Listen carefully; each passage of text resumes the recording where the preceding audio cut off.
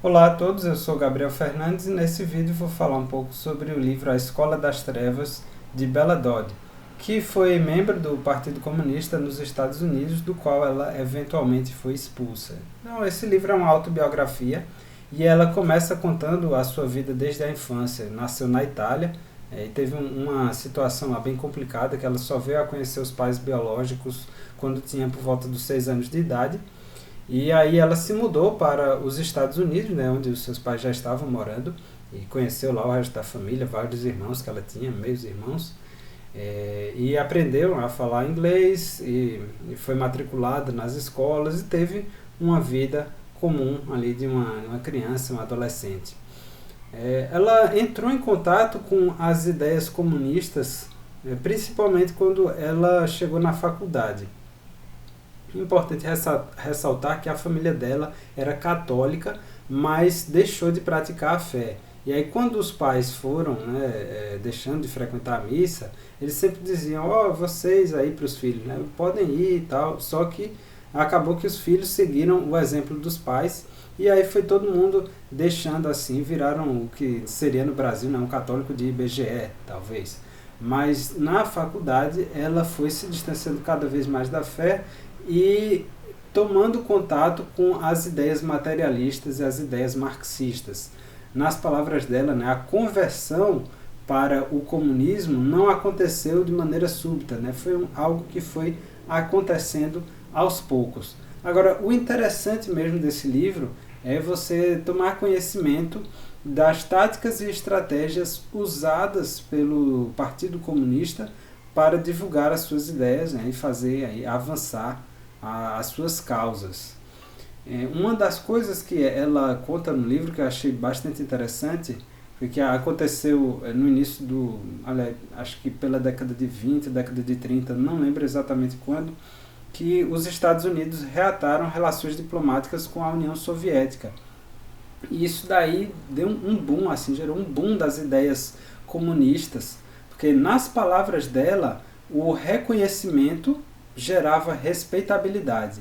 Então, agora que os Estados Unidos reconheciam a União Soviética como um país, um grupo de países digno de manter relações diplomáticas, isso fez com que as ideias do comunismo se tornassem mais respeitáveis. E aí vários comunistas que estavam assim trabalhando nas sombras, né, de repente é, é, emergiram, né, e começaram a fazer todo tipo de associação, né? Tinha muitos estudantes comunistas que divulgavam as causas comunistas, as ideias comunistas nas universidades e várias outras organizações que eram mantidas ou controladas pelos comunistas.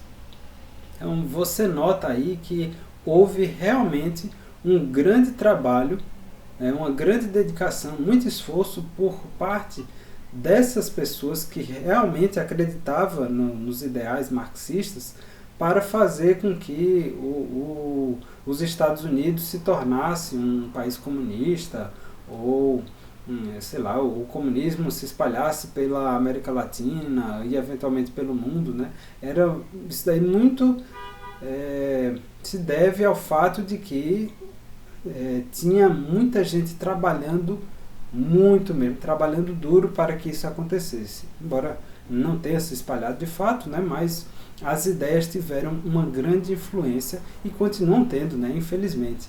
E ela relata, caso ela, Bella Dodd, fez a faculdade e depois foi ensinar em escolas e eventualmente chegou até mesmo a ensinar na própria faculdade onde tinha estudado, e ela relata, né, casos de estudantes comunistas que deixavam de almoçar para usavam aquele dinheiro, né, do almoço para comprar papel e tinta para imprimir panfletos da causa comunista e sair distribuindo pela escola, pela universidade, enfim. Então você nota realmente eles trabalhavam assim com muito afinco, e ela conta até também casos, né, de alguns membros do partido que moravam assim em alguns apartamentos pequenos, bem humildes, simples, tinha no máximo assim uma decoração, era uma foto de Lenin, uma de Stalin, alguma coisa desse tipo, e talvez a biblioteca, né, mas não tinha nada do luxo. Claro que ela também contrasta isso daí com alguns outros casos de comunistas que eram extremamente ricos e moravam em apartamentos e mansões luxuosas, né? E aí ficava o contraste. Ela sempre ficava assim com aquela pulga atrás da orelha, né? Ué, mas ele não acredita na coletivização.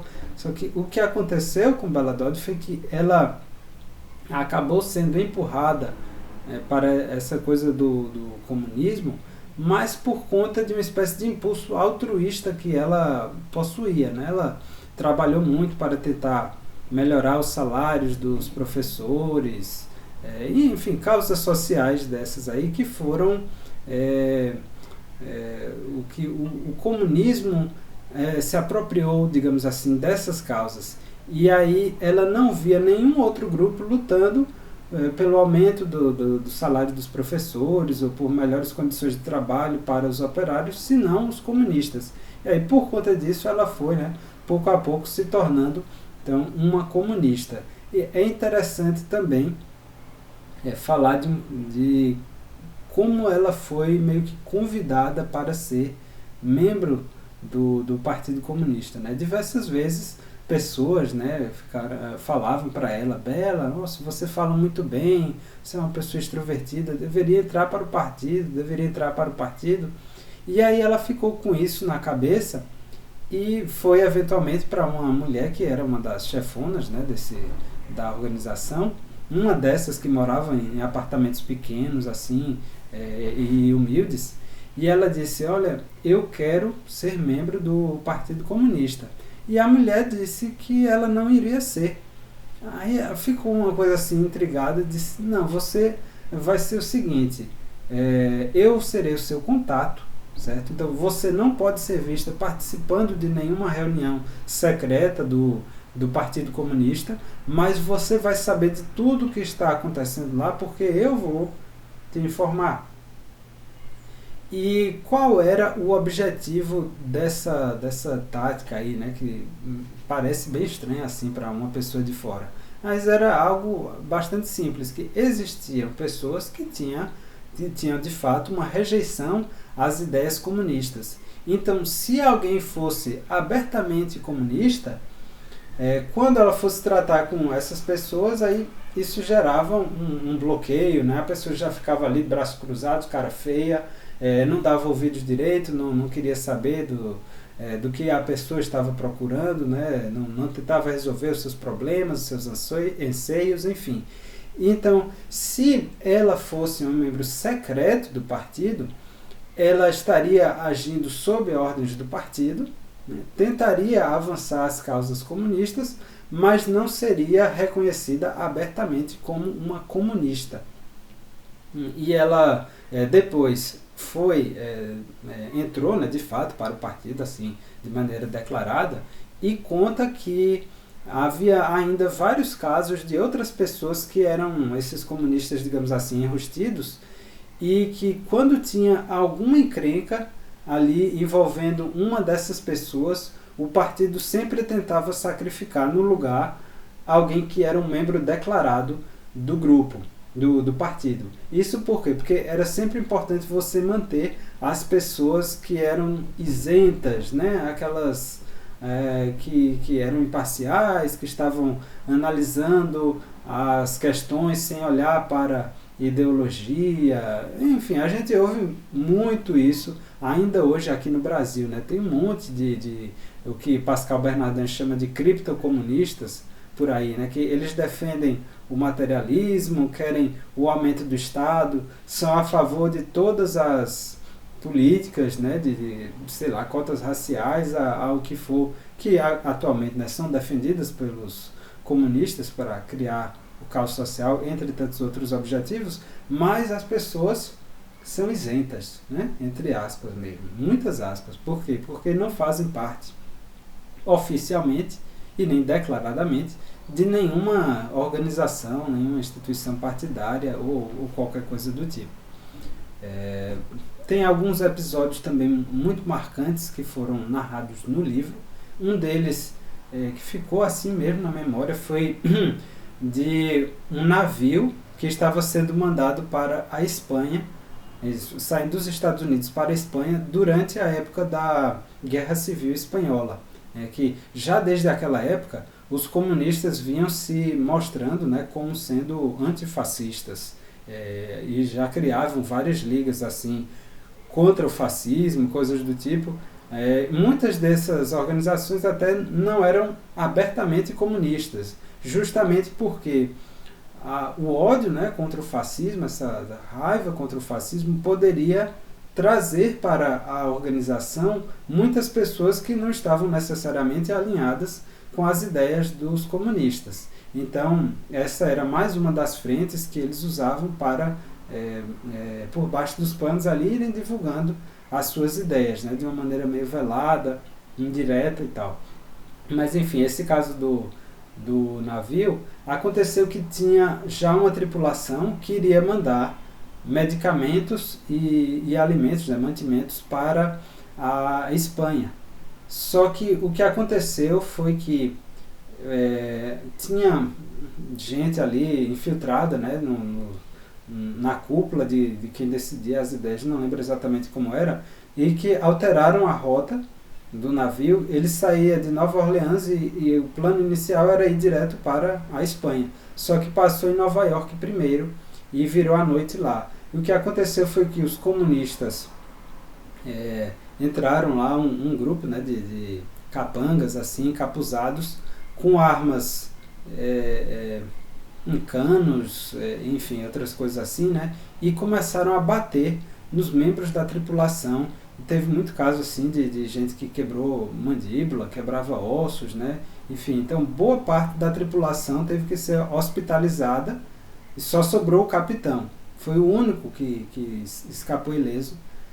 E toda a tripulação que entrou para substituir aquela que tinha saído era de comunistas. E aí esse navio foi enviado para a Espanha. Os espanhóis fascistas, no caso, viram o navio quando estava ali chegando perto e mandaram uma mensagem dizendo que ia bombardeá-lo.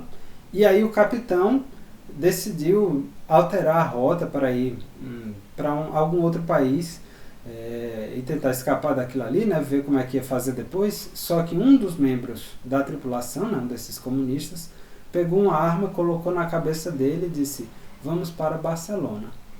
E aí o navio seguiu a rota mesmo. O que aconteceu foi que o outro navio lá dos fascistas ficou com medo de bombardear o navio de bandeira americana, porque isso poderia trazer os Estados Unidos para a guerra. Então ele acabou voltando lá para o porto para esperar segundas ordens, né, ver o que deveria ser feito, e o navio de fato conseguiu chegar ao destino. Só que os alimentos e medicamentos não foram distribuídos para os espanhóis. Eles foram colocados num trem e mandados para Odessa, na Ucrânia, onde beneficiaram lá uma parte da população soviética. Então veja, toda essa manobra foi feita já para benefício mesmo dos soviéticos. Ela foi concebida para isso desde o princípio, só que como antes de o navio ser enviado já teve toda essa publicidade, né, contrária ao fascismo, pela liberdade, a democracia, não sei o que, aí acabou que as pessoas que estavam envolvidas na operação ficaram com imagem boa, né? Aquela coisa, saíram com a pose ali de bom moço e etc, etc. Então essa é uma das histórias marcantes, e são muitas assim que ela conta, né, das falcatruas que acontecia ali no partido, gente falando que ia matar um opositor, ou às vezes um membro mesmo do partido, uma pessoa que era um simpatizante, que poderia ser usada, né, ali no curto prazo ou nos próximos anos para os objetivos dele, mas que quando essa pessoa, se eventualmente essa pessoa chegasse a ocupar, sei lá, um cargo na prefeitura, alguma coisa assim, tinha que ser morta, porque não era um revolucionário bom para depois que a revolução já estivesse prestes a ser instaurada, né? Então tinha gente ali maligna mesmo, né, que falava nessas coisas assim de cometer crimes, enfim. A gente sabe, né, que o comunismo é daí para baixo. E uma outra coisa que me chamou muito a atenção no livro foi que ela conta, né, Bella Dodd conta como aconteciam os planos, né, dos comunistas para tomar pequenas organizações, ou relativamente pequenas. Aí podia ser, digamos, uma organização de professores, um sindicato de metalúrgicos, alguma coisa assim. Eles infiltravam ali um grupo de comunistas, às vezes não chegava nem a 10% do total de membros da organização, mas esses comunistas eram altamente treinados e organizados. E acontecia que quando essa organização realizava algum tipo de evento, né, principalmente uma convenção, os comunistas, juntamente com a cúpula do partido, né, se reuniam com meses de antecedência para discutir as estratégias a serem tomadas naquela convenção para fazer com que um comunista chegasse ao cargo da diretoria ou uma mesa diretora, né, um secretário de alguma coisa, tesoureiro, enfim, uma posição de influência dentro dessa organização, e fizesse também com que as resoluções dos comunistas fossem aprovadas nas votações que estavam marcadas para acontecer nessas convenções. Então, com meses de antecedência, eles já se planejavam, já traçavam ali as metas e os meios de ação que seriam utilizados.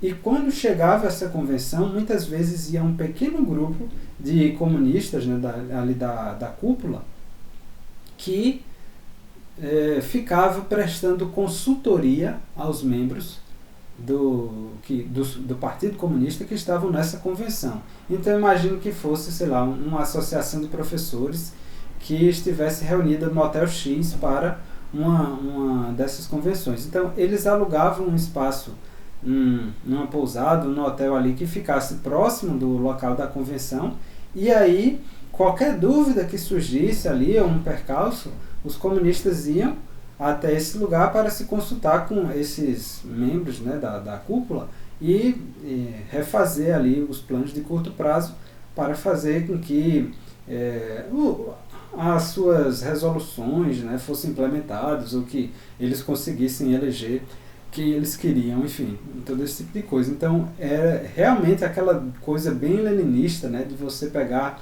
um grupo pequeno, altamente organizado, e esse grupo é o que vai servir ali como uma ponta de lança para a implementação da revolução, ou seja lá o que for. No final do livro, Bella Dodd conta como voltou ao catolicismo. Ela foi expulsa, né, como eu disse, do Partido Comunista, isso porque ela brigava muito lá dentro, não concordava com as decisões, e apesar de eles se apresentarem como pessoas democráticas, as decisões eram tomadas de uma forma muito autoritária. E aí isso acabou gerando atritos, né, entre ela e diversos outros membros do partido, e ela foi pouco a pouco sendo escanteada, até que eventualmente foi de fato expulsa do partido. E nesse período assim ela ficou meio que sem chão, né, se sentindo ali no mato sem cachorro, porque ela estava exercendo a profissão, né, de advocacia, e muitos dos clientes dela tinham alguma relação com o Partido Comunista. Então ela perdeu esses clientes e ficou com bem pouco trabalho, enfim, passou por dificuldades financeiras. Os amigos dela eram todos comunistas, né, para você ter uma ideia. O marido dela se separou dela justamente porque ela estava se dedicando demais à causa comunista.